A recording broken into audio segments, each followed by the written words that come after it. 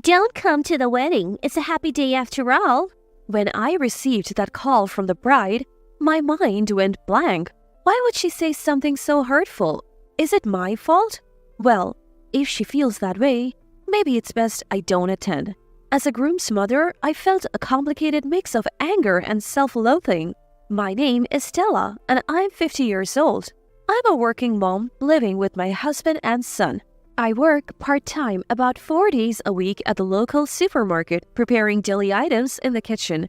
My son got a job 4 years ago, so we don't have to worry about tuition anymore. Now, it's just the house mortgage. There are still 15 years left on it. I have got to keep working. With these things in mind, I'm working again today. Actually, something wonderful happened yesterday. Dad, Mom, I'm getting married. My son announced this at dinner. My husband and I exchanged glances taken by surprise. Married? Really? Who is she? When did you propose? My husband bombarded our son with questions in his astonishment. Calm down, Daniel. I tried to soothe my excited husband, but I too was curious. So, who is she? She's, gentle and kind. Can I bring her over this Sunday? Sunday it is then. That's right. I need to clean the house before Sunday when my son brings his fiancée over. Maybe prepare some tea cakes and even replace the living room curtains? Lost in thought, a colleague approached me. You seem happy. Anything good happened? Everyone in the kitchen wears large masks, so facial expressions are hidden, but did my good mood still shine through? Feeling a bit embarrassed, I replied, You caught me. My son is getting married. Oh, congratulations. How old is your son? He's 27 this year, finally done with parenting. It felt like a weight lifted off my shoulders. Despite everything, I couldn't believe my son was getting married. You know, my son's bringing his girlfriend over this Sunday. I couldn't help but share my excitement. I can't wait. Wonder what she's like. He told me she's a gentle and kind person. I'm sure she's wonderful. I eagerly awaited Sunday. When the day finally came, I put on a bit more makeup than usual. Gotta make a good first impression. I looked in the mirror, checking my reflection. A reddish scar stretched from my right cheek to my ear. Makeup somewhat hides it, but will it still stand out? Lost in my thoughts, in front of the mirror, my husband approached. What are you doing? Just trying to cover this up a bit. Don't worry too much. You're beautiful just the way you are. His words warmed my heart. He's such a kind soul. Thank you. It's a thing of the past. I don't mind. I mean, I have my loving husband and son. What's a little scar, right? I wish I could truly say that, but a woman's vanity? Having a permanent burn mark on my face is hard to overlook. The scar is from a fire at my childhood home when I was in high school. The fire started next door, and though I narrowly escaped, it left a lasting mark. Everyone survived, and that was a miracle. But there were moments I wish the flames had taken me.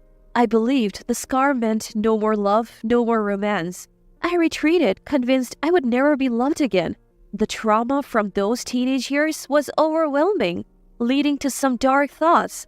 But my savior during those times was my husband. We grew up together, our families closely knit. Concerned about my despair, he would visit daily, offering words of comfort. I don't care about the scar. You're still the same beautiful person to me. At first, I was wary of his words, but gradually I opened up.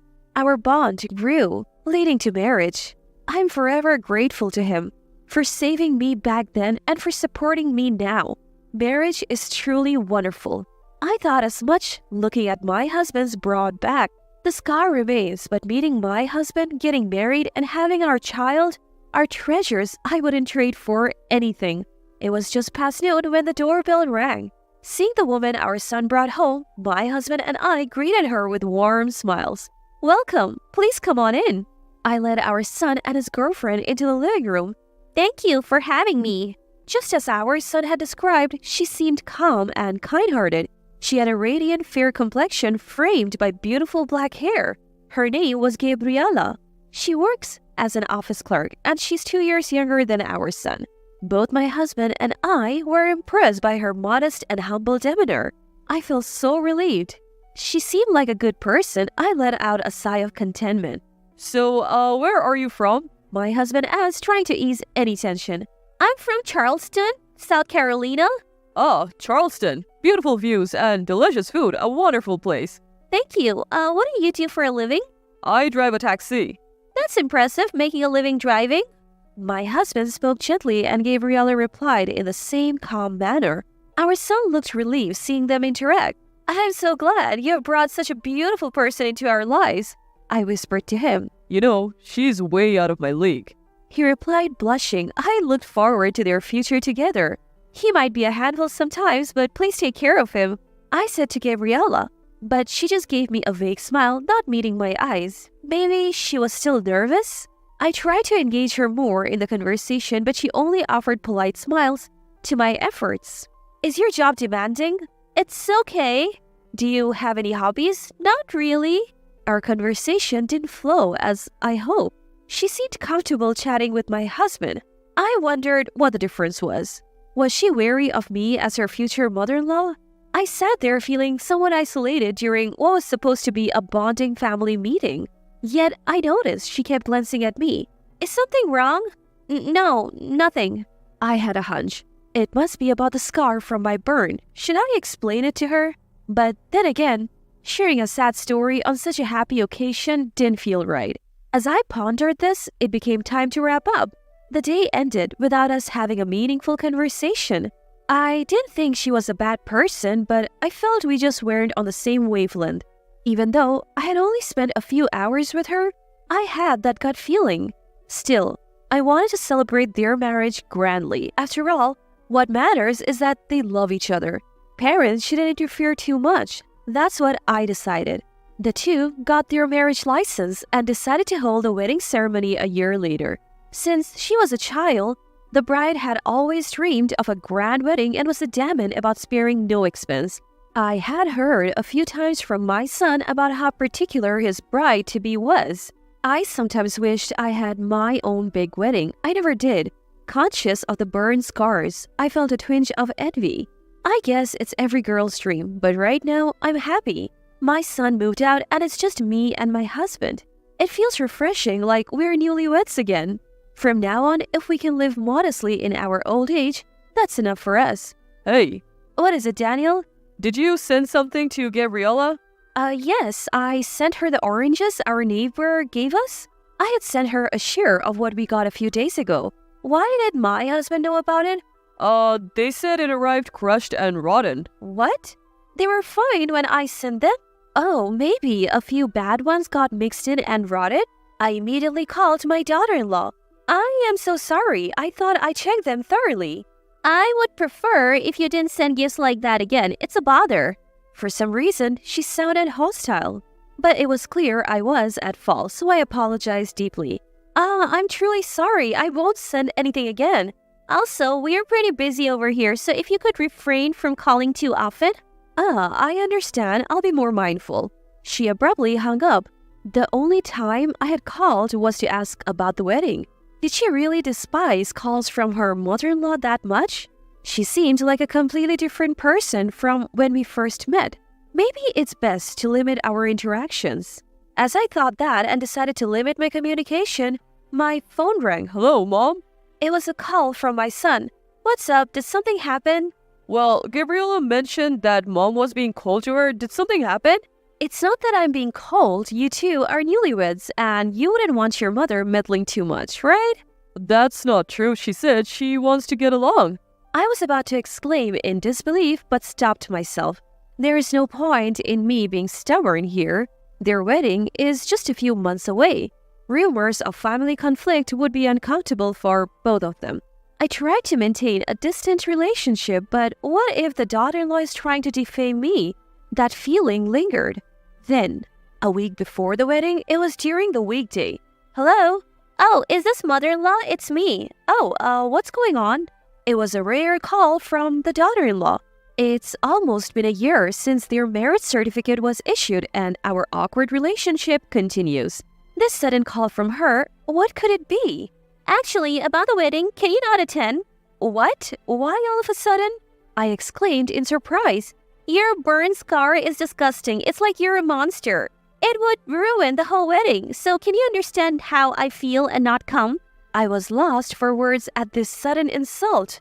I was barely able to stand while holding the phone. Daughter-in-law continued pouring out her frustrations. She had disliked me since the family meeting day. That cold demeanor and ambiguous responses were because she was uncomfortable with me. As she imagines her ideal wedding, my presence seems like a stain on it. She went into great detail. You're disgusting. Why don't you voluntarily back out? How could you live looking like that? Daughter-in-law continued to coldly berate me without any remorse. She had always despised me. I should have noticed earlier and distanced myself. It's too late now. The rift between daughter-in-law and me became insurmountable. Thinking I had to get along feels so naive now. So you're telling me to skip the wedding, right? Yes, that's right. Oh, fine. Great. Please don't come to the venue on the day. Just say you weren't feeling well. All right, I'll do that. With that, I hung up the phone with a click. Skip the wedding? Does she even know who she's talking to? Challenge accepted. I'll gladly miss it. But with that determination, I couldn't hold back the tears. On the day of the wedding, I truly didn't attend. The ceremony was scheduled for 12 p.m. But even after 10 a.m., I was relaxing at home watching TV. Suddenly, my cell phone rang loudly. Hello? Hello, mother-in-law? Father-in-law isn't here yet. Wasn't it just you who was supposed to miss? Well, Daniel is here at home, I said, glancing at my husband reading in the living room. Just a regular day off. What do you mean? He suddenly felt unwell. I was just about to let you know. I handed the phone to my husband. Sorry, but I can't make it today. I'm feeling off, just like my wife. Wait a minute, father-in-law, a last-minute cancellation? Listen, you treated my wife like a monster and forced her to miss. I just don't feel up to attending. I could tell Gabriella went silent on the other end when my husband said that. His eyes burned with anger. Normally, he's so calm and hardly ever shows anger. Look, that's how it is, so we won't be attending. And we didn't attend the wedding. Actually, when the daughter-in-law had called me about missing the wedding, my husband, who had just finished his night shift, had been listening in on speakerphone. He remembered every single word of that conversation. And after hanging up, seeing me in tears, he hugged me and said, I won't let you take the blame alone. I'll skip it too. We are in this together as a couple. I couldn't help but feel I made the right choice marrying him. We had informed our son in advance that we would be skipping the wedding. We explained everything and declared we would never be involved with a daughter-in-law again. The husband told him, If you still want to be with Gabriella, do your best to protect her, but I cannot forgive Gabriella for insulting my wife. We don't need any further relationship with her. Our son was deeply shocked to learn about his wife's attitude and comments towards me. He probably never imagined that his own wife could be such a person. Even if they wanted to change the wedding date, it was impossible with only a week's notice. And then came the wedding day.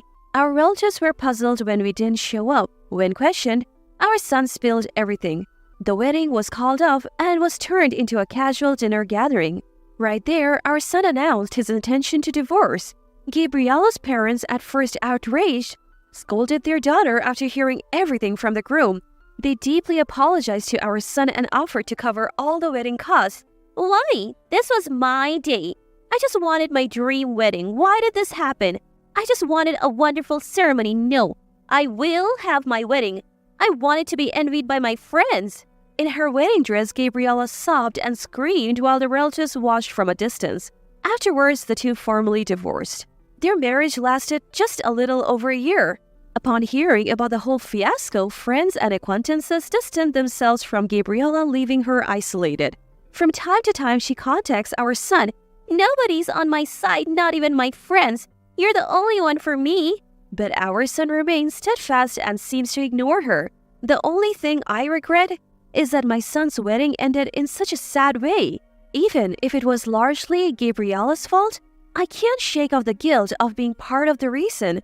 It's okay, Mom. This happened because of my choices. I want a relationship like you and Dad's. I want to trust and support each other. I never expected our son to say that to me. Overwhelmed with emotion, I gently stroked his head. Life is long. Even in tough times, it's okay. There was always chances for happiness in the future.